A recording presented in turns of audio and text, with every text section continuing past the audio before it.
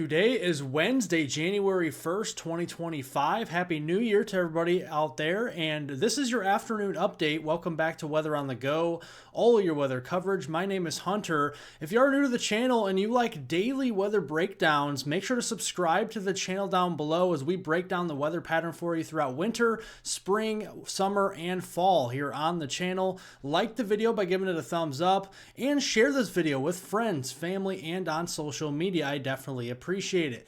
Let's look at our temperatures this afternoon, and the more wintry-like temperatures up to the north, up here into North Dakota, Montana, and northern Minnesota, where we're stuck in the single digits and the teens this afternoon. Wind chill values are below zero up in North Dakota, into the single digits below zero this afternoon.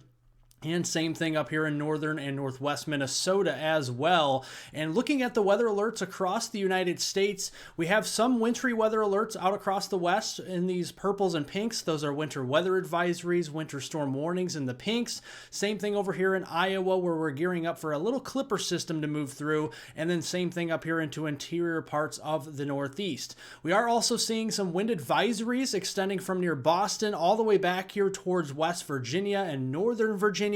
That's for some gusty winds expected over the next couple of hours here going through tonight and into your early Thursday morning. Wind gusts could be up to 45, if not 50 miles per hour at times in some of these areas along the coast from Boston down toward Hartford, New York City there, including Long Island, and then even back here into the Poconos region of the Pennsylvania, down the spine of the Appalachians into Maryland and into West Virginia. That is a possibility. Let's look at our low temperatures waking up tomorrow morning on Thursday, January 2nd of 2025. Notice we're seeing temperatures in the single digits up here across the upper Midwest, teens not too far down to the south from there, and that freezing line going all the way down into the deep south as we start Thursday morning. Here are your wind chill values to start the morning as well. We're going to see wind chills double digits below zero now in North Dakota, especially northern North Dakota as we go into Thursday morning, and single digits below zero in western parts of Minnesota. So make sure to bundle up if you're heading out for any errands or anything you have to do tomorrow morning up to the north. Thursday afternoon, it's going to remain parked up to the north, the cold air for now across the upper Midwest, widespread single digits, teens, and 20s. So again, another wintry day with our temperatures further up to the north, and those wind chill values still bitterly cold in North Dakota and Minnesota in the single digits and the teens below zero Thursday afternoon. Let's look at the precipitation all across southern Canada and the United States. This afternoon, we have a little system over here to the west bringing some lighter snow, moderate pockets of snow too in the higher elevations, such as western Wyoming, Idaho, into Oregon, and northern parts of California. Lower elevation rains there as well. And we're seeing snow squalls across parts of Michigan, especially lower Michigan, into the Ohio Valley from Indiana all the way east into central PA, down into West Virginia. It's one of those deals where you're driving along, you have a little bit of a break in the clouds, and then all of a sudden you hit a bunch of clouds, and then you see a bunch of snow falling out of those clouds. Visibility drops very quickly, and that is the snow squall that you would be moving into. More concentrated snow up here into southern Quebec, into eastern and southeastern Ontario, interior parts of the Northeast as well. More coastal rain as our temperatures are still pretty mild here this afternoon. That'll largely continue as we go into tonight as well and into your Thursday. There's that clipper system in Iowa. That's why we have that winter weather advisory in places like Des Moines and back there toward Omaha in Nebraska, where we could see a couple of inches of snow into your Thursday time frame. And generally speaking, we're looking at around 1 to 3 inches of snow there into central Iowa. So don't be surprised in Des Moines, into the Omaha area even, or even into Cedar Rapids there in Nebraska and Iowa, that we could actually see some snowfall, especially in grassy surfaces, but also on the pavement as well. Higher elevation snows could be squeezing out a foot or so of snow back here in the Pacific Northwest. And then the Great Lakes up here, lake effect snow for Erie, Pennsylvania, into the Orchard Park, Buffalo, New York region, especially south of Buffalo, and into the Watertown, New York region as well. Could be seeing some heavier snowfall from the lake effect snow bands, and then some heavier snow up into northern Maine, over a half foot of snow, 6 to 8 inches, largely up across those areas through your Thursday night. Now heading into Friday, January 3rd, we have some snow lingering across the mid-Atlantic over here into the Great Lakes, some lake effect snow, pretty quiet in the middle of the country, but here comes our next piece of energy on Friday. This is associated with our significant winter storm that is likely to unload some heavy snow, some accumulating ice, and potentially some rain and severe weather on the country as we go into this upcoming weekend. And we're going to set the stage for you right here. You can see temperature anomalies for Friday, colder Arctic air starting to push in again into Montana, North Dakota, and northern Minnesota on Friday. The Arctic air is going to push a little bit further south and east each day as we go into Saturday and into Sunday. On the back side of this system, we're definitely going to have a big push of Arctic air, not only into just Nebraska, but further south into Kansas, into Missouri, into Oklahoma, maybe even North Texas as well. And that could bring some very cold temperatures, the coldest air of the season in some of these areas. Now let's track the energy with this winter storm potential this upcoming weekend. We are seeing kind of almost like a halfway Fujiwara effect here with our low kind of dancing around another low here near the Aleutian Islands. This is our main piece of energy here at 991 millibars today. That is still off the coast, 996 millibars tomorrow on Thursday. Finally, the energy starts to make its way onto the west coast where the weather balloons can sample some of this new data, put it into the weather models here, and actually get more accurate on the storm track, how much moisture the storm has to work with, and the snow and ice amounts that could occur with this, as well as the rain amounts. So something to keep an eye on as we go toward Friday.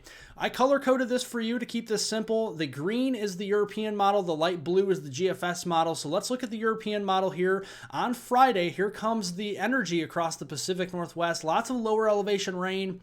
Heavier, higher elevation snows as well on Friday. Seeing the low across the Rockies start to develop there in northern Colorado on the European run. On Saturday, some disoriented snow, kind of disorganized again the topography of the land here in the Rockies. You know, it's higher elevation in some spots, lower elevation in others. This could kind of disorganize the storm as we go into the weekend. It will reorganize east of the Rockies on Sunday. The low pressure down here in northern Arkansas, 1,000 millibars according to the European model. Heavy snow on the north fringe here. It's going to be a sharp cutoff, though, on the far northern side of the snow shield here. So areas, for example, on this model, Des Moines barely gets a flake of snow. You go about 50 miles south, you're in the snow and potentially over 6 inches on this model. And then you can see the ice storm threat here in between. Rain, maybe even some isolated severe weather on the southern flank of the system. And it looks like it weakens as it pushes further east on Monday as it reaches the mid-Atlantic and off the southeast coast. Let's look here at the GFS model, again highlighted in the light blue. Just to keep it simple, here comes the energy off the Pacific Northwest, pretty similar to the European model. It has the low a little bit further south on the GFS. You remember, the European model had the low in northern Colorado. The GFS, a state further south into northeastern New Mexico there on Saturday, and then that makes it a little bit further south and a little bit slower of a solution as well on Sunday. It takes this model a little bit further south, and it's a little bit slower, so this may bring more snow later in the day Sunday than the European, which brings it earlier in the day on Sunday for the onset of the snow. That will fine-tune in the next few days, and then the agrees on Monday that we see a weakening system off the mid-Atlantic coast and then the southeast coast as well. Let's look at the two models with the snowfall. Let's not focus really on the snowfall amounts or the ice amounts that I'm about to show you. Let's look here at the placement of the snowfall. Right now, looking at central Kansas, eastward through much of the Ohio River Valley into portions of West Virginia, northern Virginia, Maryland, and Delaware, even southern New Jersey as well.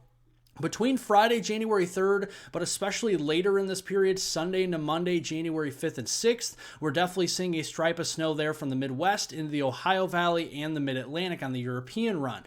Actually pretty similar, the GFS, pretty close, maybe just a little bit further north of a solution with the snow, a little bit wider of a snow shield on the GFS, but nonetheless pretty much in the same ballpark with the placement of the snow. Let's look at the ice accumulation. Both models, the European and the GFS, showing significant ice accumulation with a notable ice storm threat here. Again, wherever this sets up in the middle across Kansas, east to Missouri, downstate Illinois, Indiana, into Kentucky. Kentucky looks to be a contender for a pretty significant ice storm as we go in looking at the European and the GFS model. So if I'm in Kentucky, I'm probably going to be buying salt as we go over the next couple of days just to be prepared in case a ice storm threat shows up later on this weekend. That is for sure. Now let's put it all together for you. The National Blend of Models puts all the weather models that we have together in one database and spits out an average, right? And it shows you where the snowfall placement will be. Generally the lower Midwest here into the Ohio Valley with a bullseye there across Illinois, Indiana, Ohio, and northern Kentucky, West Virginia, Southwest PA, and into northern Virginia for the snowfall. And look at the ice, just not too far further to the south, still wintry precipitation, sleet and freezing rain, and it looks like a pretty big threat for ice as well, averaging out over a 1/4 inch, almost 3/10 of an inch of ice here in some of these areas. So that is pretty significant, even on an average across portions of downstate Missouri, Illinois, into portions of Kentucky there. That's kind of the bullseye for the ice on that model. Whatever happens, the highest confidence that I do have in this forecast for sure will actually be the cold air that is on the backside of this system into next week. Monday, January 6th through Friday, January 10th. This is going to be the coldest air of the season for the central and eastern United States, and it's definitely going to be dry cold air too.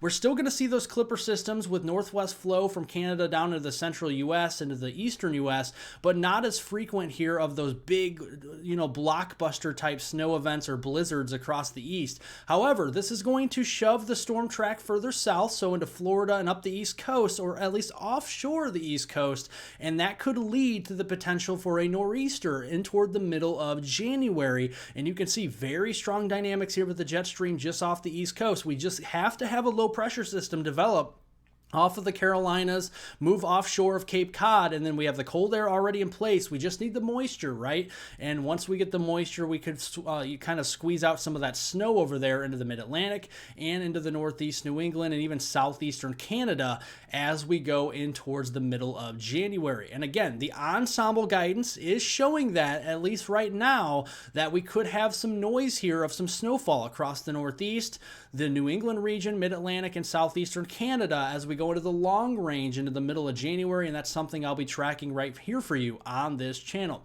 Make sure to subscribe to the channel down below and check back often for updates. If you do like these daily weather updates, make sure, again, subscribe to the channel, turn on post notification, the post notification bell, so you are notified when I do go live or post a video, or on my community tab as well. Like the video by giving it a thumbs up, share this video with friends, family, and on social media, and of course, leave any comments, questions, and concerns below. I'll get to those later on today, and I hope everyone has a wonderful rest of their Wednesday out there.